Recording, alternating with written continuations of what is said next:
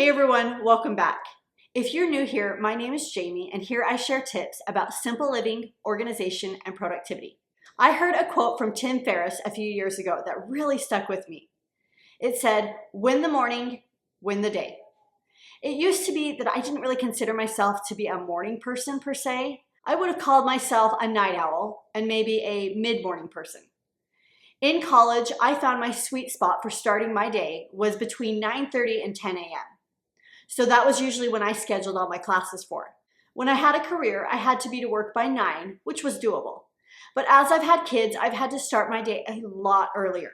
As I've tried to take Gretchen Rubin's advice and really know myself, I found that what it really comes down to for me is I can either start my day intentionally on my terms or spend my day being dragged along by life trying to catch up all day. And because of these changes I've made, I would now consider myself a morning person. Here are some ways that I've learned how to win the morning, win the day. These are all small habits or micro habits, but as I've heard said in many different ways, micro habits lead to macro change. Number 1, I get enough sleep. In reality, this habit begins the night before with going to bed early. In my video, 5 ways to make habits work for you, I shared about domino habits. A domino habit is a habit that when put in place has a direct effect on the success of other habits. For me, my domino habit is getting enough sleep. When I get enough sleep, I'm able to be more productive, I'm in a much better frame of mind, and overall, I feel more like getting things done because I have more energy. I don't go to bed ridiculously early, but I know myself, and I know how much sleep I need, and I know what time I need to wake up.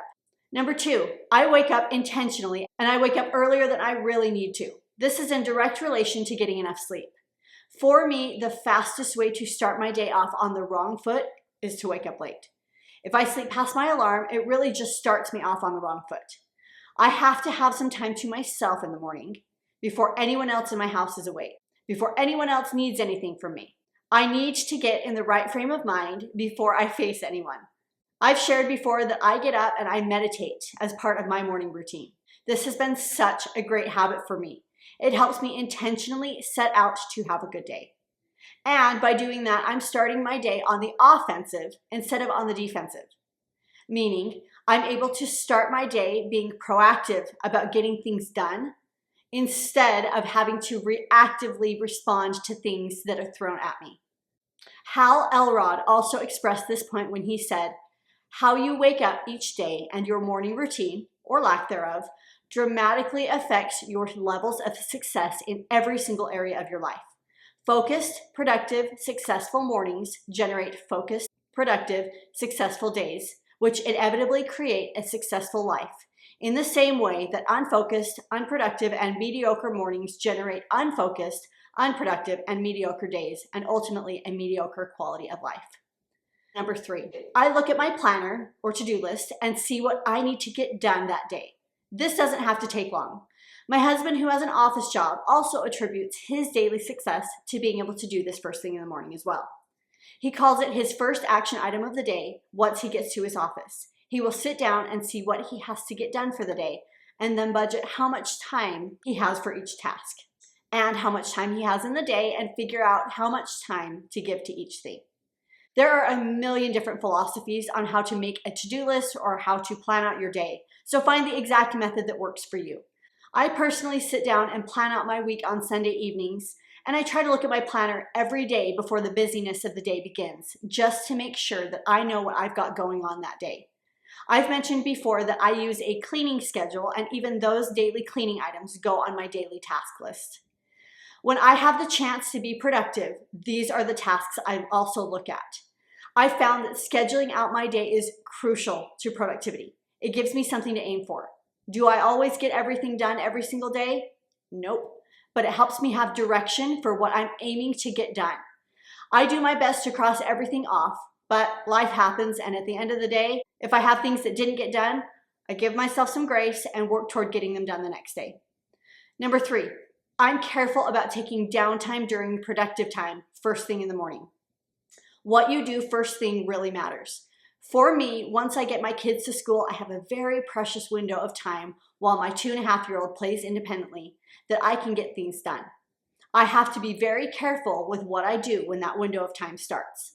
If I sit down and start scrolling, or I sit down really for any reason, the likelihood that I'm going to be productive just went down significantly.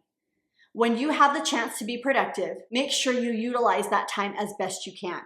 And also, when you have taken the time to do what I mentioned in number 2, which is look at what you need to get done for that day, you can usually see when your prime time to be productive is going to be. Number 4, I am mindful of what I put into my body in the morning. If I eat something sweet, like a cookie or a piece of candy, chances are I'm going to reach for more sweet things throughout the day than I should, or that I would on a day when I'm making healthier choices.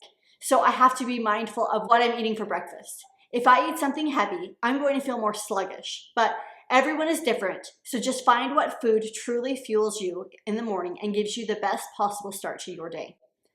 Number 5, I'm intentional about structuring my day. As a mom, I know firsthand that things often don't go the way you want them to or go the way that you planned that they would. But try to give yourself the best possible chance for success by structuring your day. Like I said before, I have a window of time after I drop off my older kids at school where my 2.5-year-old plays, and I can get things done around the house. This was something I have worked with all my kids on whenever they're old enough to play with each other or to play independently. And that is that they have what we call play alone time. They play in the playroom while I get things done. Not only does this give me the chance to get some cleaning done or some other things done, but it also teaches them to play and to develop their imagination. There is a lot of research to back up that this is extremely beneficial for children. I'm within earshot of them, and they will sometimes come and check out what I'm doing and then go back to playing. Like I said, they have to be old enough for this, and it happens very incrementally, but it has been a really good thing for them and for me. After play alone time, we have a snack and then we play together. We also use this same structure when my older kids are home from school during the summer, except the 3 of them play together. Maybe you don't have kids, or maybe you work full-time. Regardless of what your role is, the bottom line is this. If you aren't intentional about planning your day, then chances are you won't get very much done that you really want to. Now, some things I personally don't do in the morning. I recognize that everyone is different, so I'm just sharing what has worked well for me. Be thinking of things that work and don't work for you. Number 1, I don't allow myself to get on social media or to scroll aimlessly first thing in the morning. I've done this in the past, and it was almost always detrimental to my mood. In fact, I try to limit my phone usage for the first hour or so that I'm awake. I have found that scrolling aimlessly wastes a lot of time. And for a lot of us, mornings are a prime time because our brain has just gotten rest and is ready to be productive. If this is something that you struggle with, try putting your phone in an area where you won't be tempted to roll over and start scrolling. Number 2, I don't allow myself to stay in my pajamas and not get ready. If I stay in my pajamas, it is a signal to my brain to be lazy. I'm a big believer in the power of what is happening outwardly having a direct effect on what is happening inwardly. For example, when I was a little girl, I distinctly remember my mom would be up and dressed with her shoes on by the time we were up and getting ready for school. I asked my mom about this years later. She told me that she put shoes on as a sign to her brain that it was go time. She had seen her mom do the same thing. Closely tied to this is number 3. I don't wait to get myself ready. While I don't put shoes on like my mom and grandma did, I do believe that getting up and getting my clothes on, my hair done, my makeup done, signals to my brain that it is go time. Now, I have a very simple hair and makeup routine, so I'm not spending a ton of time getting ready, but enough that I feel like I'm ready for the day. I have to get up and get ready before I have to take my kids to school. If I don't, chances are I won't get ready, or I will spend my time getting ready while my toddler is preoccupied with play alone time. Instead, I'm able to be productive during that time.